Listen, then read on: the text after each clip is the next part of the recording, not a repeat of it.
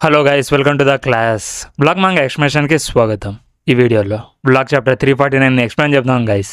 ముందు చాప్టర్లో నాగి కీరా ఇద్దరు కలిసి ఫస్ట్ స్టేజ్ని ఫినిష్ చేయలేకపోతారు. దానికి రీజన్ వచ్చి షిండో హనెరు. ఇక నెక్స్ట్ బొరొచ్చుట షిండోని చూస్ చేసుకొని తన పేరుగా ఒక ప్లేయర్ని సెలెక్ట్ చేసుకోమని చెప్తాడు. అప్పుడు షిండో తనకి పేరుగా కీరాని చూస్ చేసుకుంటాడు. అయితే షిండో జస్ట్ 50 సెకండ్స్లోనే నాగిని అలాగే ప్లేయర్స్ అందరినీ డిఫీట్ చేసి ఫస్ట్ స్టేజ్ని కంప్లీట్ చేస్తారు. అలాగే నాగిని బ్లాక్ని సిమ్యులేట్ చేసి అక్కడ నుంచి సెకండ్ స్టేజ్కి వెళ్ళిపోతారు. ఇక నెక్స్ట్ షిగేయోతో ఇప్పుడు నువ్వు నీ పార్ట్నర్ని చూస్ చేసుకో అని బొరొచ్చుట చెప్తాడు. ఇక షిగేయో తన పేరుగా నాగిని సెలెక్ట్ చేసుకుంటాడు. దాంతో గేమ్ని స్టార్ట్ చేస్తారు. ఇక తర్వాత నుంచి ఏం జరిగిందో ఈ చాప్టర్లో తెలుసుకుందాం.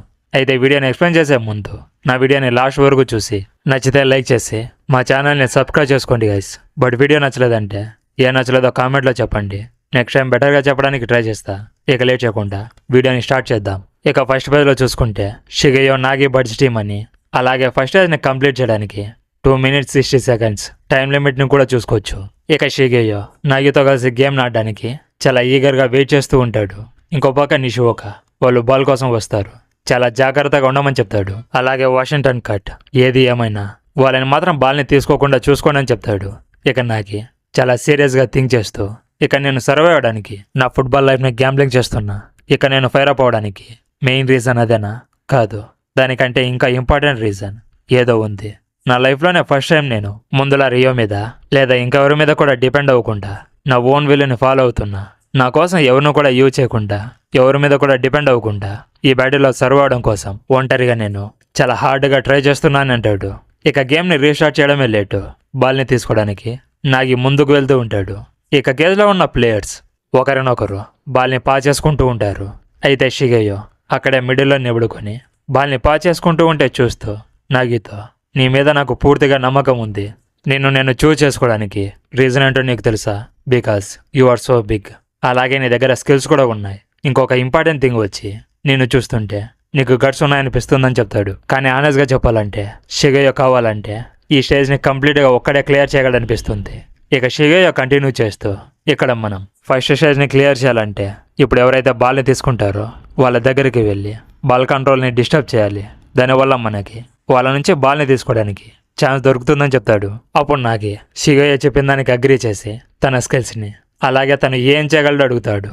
అప్పుడు షిగేయో ముందుకు రన్ చేస్తూ నేను చాలా బాగా పరిగెత్తగలనని తన స్కిల్స్లో ఒక స్కిల్ని నాగికి రివీల్ చేస్తాడు. ఇక నాగి షిగేయో బ్యాక్ నుంచి వస్తూ ఫస్ట్ స్టేజ్ని క్లియర్ చేయడానికి అది సరిపోతుందని చెప్తాడు. ఇక షిగేయో బాల్ని తీసుకోవడానికి నేరు దగ్గరికి వెళ్తాడు. కానీ నేరు మేనేజ్ చేసి బాల్ని ముఖం దగ్గరికి పాస్ చేస్తాడు. అది నాగి చూసి నైస్ ప్రెస్ షిగేయో అని బాల్ని తీసుకోవడానికి ముఖం దగ్గరికి వెళ్తాడు. కానీ తను ఒక ప్లేయర్కి పాస్ చేసి ఇలానే 1 touch పాసింగ్ టెక్నిక్తో బాల్ని పాస్ చేస్తూ ఉండనని చెప్తాడు. కానీ షిగేయో బాల్ని స్పాట్ చేసి బాల్ని తీసుకోవడానికి ఆ ప్లేయర్ దగ్గరికి వెళ్ళి తను బాల్ని తీసుకోకుండా స్టాప్ చేయాలని చూస్తాడు. కానీ తను మేనేజ్ చేసి వాషింగ్టన్ కట్కి బాల్ని పాస్ చేస్తాడు. అప్పుడు షిగేయో నార్మల్ హ్యూమన్ ఐస్ కీపప్ అవ్వకుండా చాలా ఫాస్ట్గా మూవ్ అయ్యి తన దగ్గరికి వెళ్తాడు. అది వాషింగ్టన్ చూసి తను నన్ను ట్రాప్ చేసి నా పాసింగ్ ఆప్షన్స్ని రెడ్యూస్ చేశాడని రిలైజ్ అయ్యి ఎయిర్లోకి జంప్ చేసి షిగేయో బాల్ని తీసుకోకుండా లాస్ట్ మినిట్లో బాల్ని పాస్ చేస్తాడు. కానీ నాకి ఆ పాస్ని ఆల్రెడీ ప్రిడిక్ట్ చేసి ప్లేయర్ని బాల్ తీసుకోకుండా బ్లాక్ చేస్తాడు. దాంతో వాషింగ్టన్ మైండ్ బ్లాక్ అయిపోయి నాగి బాల్ని ట్రాప్ చేయకుండా చూసుకోండి అని గట్టిగా అరుస్తాడు. ఇక బాల్ నాగి దగ్గరికి వస్తూ ఉంటుంది. అప్పుడే నిషిఓకా వచ్చి నాగి బాల్ని తీసుకోకుండా తను అలాగే నాగి బ్లాక్ చేసిన ప్లేయర్ ఇద్దరు నాగిని బ్లాక్ చేస్తారు. కానీ నాగి ఎయిర్లోకి జంప్ చేసి తన ఎడితో బాల్ని ఒక ప్లేస్లోకి పాస్ చేసి బాల్ దగ్గరికి రన్ చేసి షిగేయో అని అంటాడు. ఇక షిగేయో ఆ బాల్ నాదని చెప్పి బాల్ దగ్గరికి రన్ చేస్తూ ఉంటాడు. అప్పుడు ప్లేయర్స్ అందరూ అది అస్సలు జరగదు, తనని స్టాప్ చేయండి అని చెప్పి షిగేయోని బాల్ తీసుకోకుండా 2 players బ్యాక్ నుంచి వచ్చి షిగేయోని గట్టిగా పట్టుకుంటారు. అలాగే తన ముందుకు 2 players వచ్చి నాగికి బాల్ని పాస్ చేయకుండా బ్లాక్ చేస్తారు. అలా అందరూ అతన్ని బ్లాక్ చేస్తారు. ఇక షిగేయో బాల్కి చాలా క్లోజ్గా ఉంటాడు. కానీ 2 players వాళ్ళ ఫుల్ స్ట్రెంగ్త్తో షిగేయోని గట్టిగా పట్టుకున్నా కూడా సమ్హౌ షిగేయో బాల్ దగ్గరికి రీచ్ అయ్యి ఎయిర్లోకి బాల్ని పాస్ చేసి ప్లీజ్ నాగి ఏదో ఒకటి చేసి బాల్ని రిసీవ్ చేసుకోమని చెప్తాడు. ఇక నాగి ఎయిర్లో ఉన్న బాల్ని చూస్తూ ఐ గాట్ ఇట్ అని చెప్పి ఖచ్చితంగా అదే ఉంటుంది. ఇక్కడ నా లైఫ్ డెత్ ఈ రెండు కూడా ఈ బాల్ మీదే డిపెండ్ అయి ఉంది.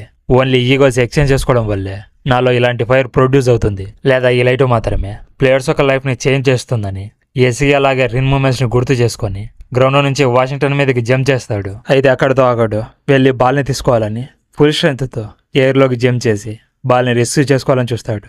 అయితే కేజ్లో ఉన్న ప్లేయర్స్ చాలా డెస్పరేట్తో బాల్ని తీసుకోవడానికి వస్తారు.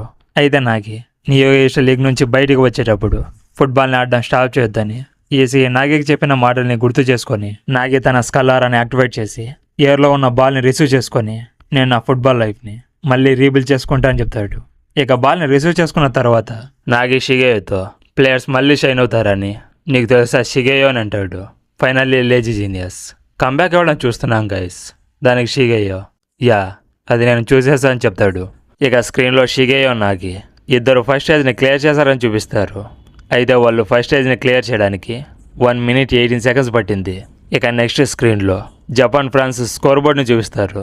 ఇక మ్యాచ్ అయిపోయిన తర్వాత లాకర్ రూమ్లో ఏం జరిగిందో చూపిస్తారు. ఇక జపాన్ లాకర్ రూమ్లో ఫ్రాన్స్తో మ్యాచ్ ఓడిపోయారని చాలా ఫ్రస్ట్రేటింగ్గా కొంతమంది ఉంటే ఇంకొంతమంది చాలా బాధగా కూర్చొని ఉంటారు. అయితే షీడో మాత్రం ఫ్రస్ట్రేషన్తో పక్కనే ఉన్న బాటిల్ని తన్ని మనం ఫ్రాన్స్తో మ్యాచ్ని ఓడిపోయినందుకు నా లోపల ఉన్న సెల్స్ బరస్ట్ అవడానికి రెడీగా ఉన్నాయని చెప్పి ఇక్కడ మన మ్యాచ్ని ఓడిపోవడానికి మెయిన్ రీజన్ వచ్చి నువ్వే. ఇదంతా నీ ఫాల్టే. ఈ మ్యాచ్లో నీ పర్ఫార్మెన్స్ని చూసి నాకు డయేరియా వచ్చిందని రిన్ని చూస్తూ చెప్తాడు. దానికి రిన్ నువ్వు మాట్లాడేది నా గురించేనా అని అంటాడు. దానికి షీడో నీ పక్కన ఎవరైనా ఉన్నారా, నీ అన్నది నిన్నేరా, నీ నేలగన కట్ చేస్తే ఎలా ఉంటుందని చెప్తాడు. దాంతో రిన్ యాంగ్రీ అయిపోయి షీడోని కొట్టడానికి వస్తాడు. అప్పుడే హియోరి వచ్చి షీడోని స్టాప్ చేస్తాడు. అలాగే ఐకు రెన్ని స్టాప్ చేసి ఇద్దరు కొట్టుకోవడం స్టాప్ చేయండి. ఫ్రాన్స్తో మ్యాచ్ని ఓడిపోయినందుకు ఇక్కడ ఉన్న అందరికీ కూడా చాలా ఫ్రస్ట్రేటింగ్గా ఉంది. అందరి తప్పుల్ని వెతకడం మానేసి నెక్స్ట్ మ్యాచ్కి ఫోకస్ చేద్దాం పట్టండి అని ఐకు ప్లేయర్స్ అందరికీ చెప్తాడు. అప్పుడే బెంచ్ మీద ఉన్న ఈసీకి అందరు నన్ను క్షమించాలి, ఇదంతా నా తప్పే, ఎందుకంటే నేను నెంబర్ 1కి సూటబుల్ కాదు. అందుకే మనకు అలవాటు లేని ఒక కొత్త ఫార్మేషన్కి షిఫ్ట్ అవ్వాల్సి వచ్చిన సిచ్యువేషన్ వచ్చింది. దానివల్లే మనం మ్యాచ్లో ఫ్రాన్స్ కన్నా చాలా వెనుకల పడిపోయాం. దానికి అంతటికి రీజన్ నేనే అని సారీ చెప్తాడు. అప్పుడే కరాసు ఇక్కడ మన మ్యాచ్ని ఓడిపోవడానికి రీజన్ అదొకటే కాదు, నేను కూడా నా స్కిల్స్ని ఇంప్రూవ్ చేసుకోవాలి, లేదంటే నేను వాళ్ళని డిఫీట్ చేయలేను. ఈ మ్యాచ్లో నాకు ఒకటి అర్థమైంది, మనం గనక ఇలానే ఉంటే ఇక్కడ నుంచి మ్యాచెస్ని విన్ అవ్వడం చాలా కష్టం. అలాగే నాకు తెలిసి ఈగో మెథడ్స్ మీద కూడా మీలో కొంతమందికి డౌట్ వచ్చి ఉంటుంది. సో నెక్స్ట్ ఏం చేయాలో అని మాట్లాడుకునే ముందు ఈగో మెథడ్స్ మీద ఉన్న డౌట్స్ గురించి మనం ఎలా ఫీల్ అవుతున్నామో హానెస్గా మాట్లాడుకుందామని చెప్తాడు. దానికి ఐకు అది చాలా మంచి ఐడియా, అది బ్లాగ్ గురించి అయినా లేదా కంప్లైంట్స్ అయినా అని చెప్తాడు. ఇక పక్కనే ఉన్న యూకిమియా మన ఈగోస్ని ఎలా సెండ్ చేసుకోవాలో దాని గురించి కూడా మాట్లాడుకుందామని చెప్తాడు. దానికి ఇసగి తన హ్యాండ్ని రేజ్ చేసి ఇక్కడ మనమందరం కూడా ఈగోయిస్ట్ అనే వర్డ్ని చాలా నార్మల్గా యూజ్ చేస్తున్నాం. అయితే దాని మీనింగ్ ఏంటో ఇక్కడ ఉన్న ఎవరికి కూడా తెలియదు. అసలు ఈగో అంటే ఏంటని ఒక క్వశ్చన్ని రేజ్ చేస్తాడు. అయితే ఈగో అంటే లాకర్ రూమ్లో ఎక్కడ కనిపించడం లేదు, వాళ్ళు ఎక్కడికి వెళ్ళారు. ఇక నెక్స్ట్ చాప్టర్లో సైడ్ వ్యూలో ఇంకో 2 players ఫస్ట్ స్టేజ్ని కంప్లీట్ చేసి సెకండ్ స్టేజ్కి ఎవరు వెళ్తారు, అసలు ఈగో అంటే ఏంటో తెలుసుకుందాం. ఇలా నెక్స్ట్ చాప్టర్ చాలా ఇంట్రెస్టింగ్గా ఉండబోతుంది. సో ఈ చాప్టర్ మీద మీ ఒపీనియన్ ఏంటో కామెంట్ సెక్షన్లో చెప్పండి. సో నెక్స్ట్ చాప్టర్ అయితే మామూలుగా ఉండదు. అలాగే ఈ వీడియోని ఎవరైతే లాస్ట్ వరకు చూసారో వాళ్ళందరికీ థ్యాంక్ యూ గైస్. ఇక నెక్స్ట్ వీడియోతో మళ్ళీ కలుద్దాం. అంతవరకు సెలవు తీసుకుంటూ మీ యానిమే రివ్యూస్ తెలుగు.